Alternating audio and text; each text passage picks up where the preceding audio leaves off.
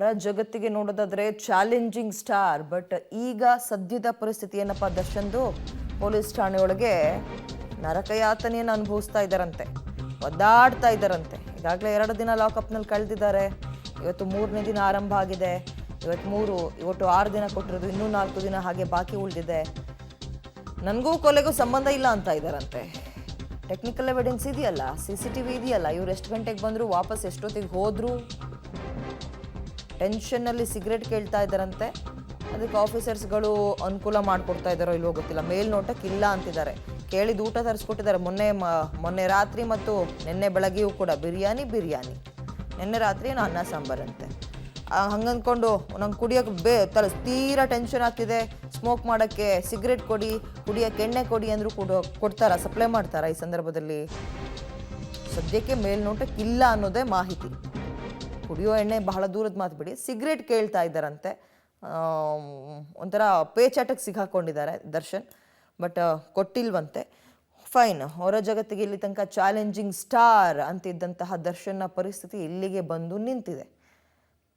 ಇದೀಗ ಅಧಿಕಾರಿಗಳ ಮುಂದೆ, ತನಿಖೆಯನ್ನು ಮಾಡ್ತಾ ಇರುವ ಪೊಲೀಸರ ಮುಂದೆ ಕೈ ಕಟ್ಟಿ ನಿಂತ್ಕೊಂಡು ಅವ್ರು ಕೊಟ್ಟಿದ್ದನ್ನು ತಿಂದು ತನಿಖೆಯನ್ನು ಎದುರಿಸಬೇಕಾದಂತಹ ಪರಿಸ್ಥಿತಿ ಬಂದಿದೆ. ಅವತ್ತು ಒಂದು ಕ್ಷಣ ತಗೊಂಡಂತಹ ದುಡುಕಿನ ನಿರ್ಧಾರ ಇವತ್ತು ಹಿಂಗಾಗಿದೆ. ಒಂದೊಂದೇ ದೃಶ್ಯವನ್ನು ಗಮನಿಸ್ತಾ ಇದ್ದೀವಿ. ನನಗೇನು ಗೊತ್ತಿಲ್ಲ ಅಂತಾರೆ ದರ್ಶನ್. ಹಾಗಾದರೆ ದರ್ಶನ್ ಜೀಪು ಆ ಭಾಗದಲ್ಲಿ ಓಡಾಡಿದ್ದು ಯಾಕೆ ಮತ್ತು ಎಷ್ಟೊತ್ತಲ್ಲಿ?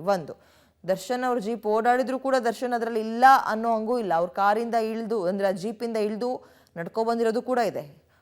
ಇಬ್ಬರು ಕೂಡ ಒಟ್ಟಿಗೆ ಬಂದಿದ್ದಾರೆ, ದರ್ಶನ್ ಮತ್ತು ಪವಿತ್ರ ಗೌಡ. ಬಂದು 1.5 ಗಂಟೆಗಳ ಕಾಲ ಶೆಡ್ ಒಳಗಿದ್ದಾರೆ. ಶೆಡ್ ಒಳಗೆ CCTV ಇರಲಿಲ್ಲ, ಬಚಾವ್ ಇವರು. ಅಲ್ಲಿದ್ದಿದ್ರೆ ಅದು ಕೂಡ ಸರಿಯಾಗೋದೇನೋ, ಅದು ಸಿಕ್ಕಿಲ್ಲ ಸದ್ಯಕ್ಕೆ. ಇವ್ರು ಓಡಾಡಿರೋದು, ಇವ್ರು ಯಾವ ಕಾರಲ್ಲಿ ಬಂದರು, ಎಷ್ಟೊತ್ತಲ್ಲಿ ಬಂದರು, ಇದು ಮಾತ್ರ ಸರಿಯಾಗಿದೆ. ಸೊ ಹಾಗಾದರೆ ನನಗೂ ಅದಕ್ಕೂ ಸಂಬಂಧ ಇಲ್ಲ ಅನ್ನುವ ದರ್ಶನ್ ಯಾಕೆ ಬಂದರು, ಯಾಕೆ ಓಡಾಡಿದ್ರು, ಅವರ ವೆಹಿಕಲ್ ಯಾಕಿತ್ತು ಬಂದಂತಹ? ಸರಿ, ಆಮೇಲೆ ಇನ್ನೊಂದು ವರ್ಷನ್ ತೆಗೆದ್ರಂತೆ, ನಾನೇನು ಸಾಯಿಸಿಲ್ಲ ಅವನಿಗೆ ಅಂತ. ಹಾಗಾದರೆ ಬಂದು 1.5 ಗಂಟೆಗಳ ಕಾಲ ಏನು ಮಾಡ್ತಿದ್ರು ಶೆಡ್ ಒಳಗೆ ಪವಿತ್ರ ಗೌಡ ಮತ್ತು ದರ್ಶನ್ ಆ ಗ್ಯಾಂಗ್ ಜೊತೆಗೆ? ಇದು ಕೂಡ ಪ್ರಶ್ನೆ ಆಗುತ್ತೆ. ದೃಶ್ಯ 1, ಆ ರೆಡ್ ಕಲರ್ ಜೀಪ್ ಪಾಸ್ ಆಗೋದನ್ನು ಗಮನಿಸ್ತಾ ಇದ್ದೀರಿ.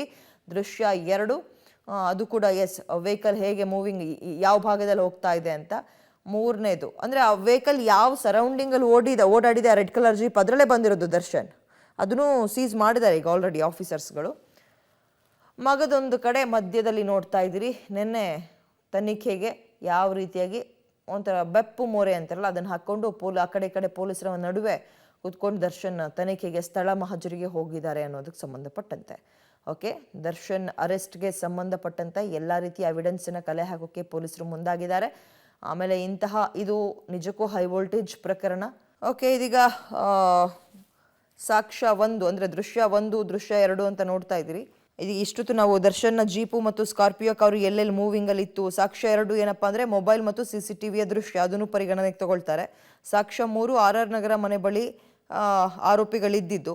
ಸಾಕ್ಷ್ಯ 4 ರೇಣುಕಾಸ್ವಾಮಿಯನ್ನು ಕರೆತರುವಾಗ, ಅಂದರೆ ಚಿತ್ರದುರ್ಗದಿಂದ ಬೆಂಗಳೂರು ತನಕ ಕಾಲ್ ಲಿಸ್ಟು.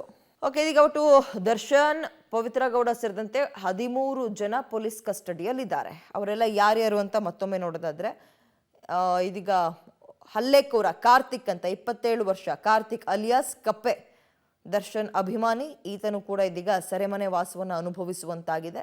ಜೈ ಡಿಬಾಸ್ ಅಂತ ಇದ್ದವರು, ಡಿಬಾಸ್ ನಮ್ಮ ಕತೆ ಏನು ಅಂತ ಕೇಳುವಂಗಾಗಿದೆ ಸದ್ಯ ಪರಿಸ್ಥಿತಿ ಅವ್ರದ್ದು. ಮತ್ತೊಬ್ಬ ಕೇಶವ ಮೂರ್ತಿ ಅಂತ 27 ವರ್ಷ, ಎಲ್ಲ ಯುವಕರು, ಮಧ್ಯವಯಸ್ಕರಲ್ಲ ಯುವಕರು, 27 ವರ್ಷ.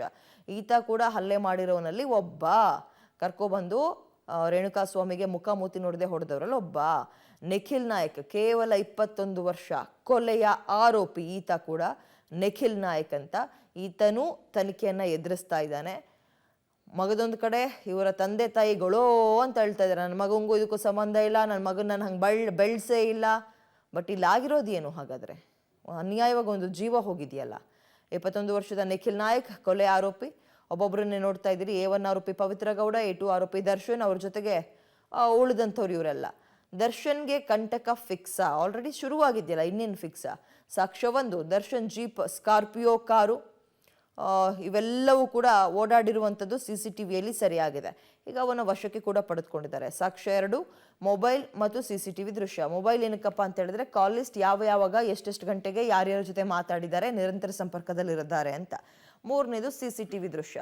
ಬಹಳ ಗಂಭೀರ ಪ್ರಾಮುಖ್ಯತೆಯನ್ನು ಪಡೆದುಕೊಳ್ತಾ ಇರೋದೇ CCTV ಫುಟೇಜ್.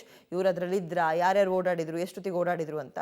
ಮೂರನೇದು RR ನಗರದ ಮನೆ ಬಳಿ ಆರೋಪಿಗಳು CCTV ಫುಟೇಜಲ್ಲಿ ಸಿಗಾಕೊಂಡಿದ್ದಾರೆ.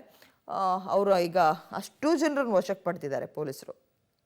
ರೇಣುಕಾ ಸ್ವಾಮಿಯನ್ನ ಕರೆತರುವಾಗ ಸಂಪರ್ಕ ಮಾಡಿರೋದು, ಅಂದರೆ ಕಾಲ್ ಮಾಡಿರೋದು, ಎಷ್ಟೊತ್ತಿಗೆ ಹೊರಟ್ರು, ಎಲ್ಲಿದ್ದೀವಿ, ಎಲ್ಲಿ ಬರ್ತಾ ಇದೀವಿ ಅನ್ನೋದಕ್ಕೆ ಸಂಬಂಧಪಟ್ಟಂತೆ ಕಾಲ್ ಲಿಸ್ಟ್ ಇರುತ್ತಲ್ಲ, ಅದು ಕೂಡ ಸಾಕ್ಷ್ಯ ಅಂತ ಪರಿಗಣನೆಗೆ ತಗೊಂಡಿದ್ದಾರೆ ಪೊಲೀಸರು.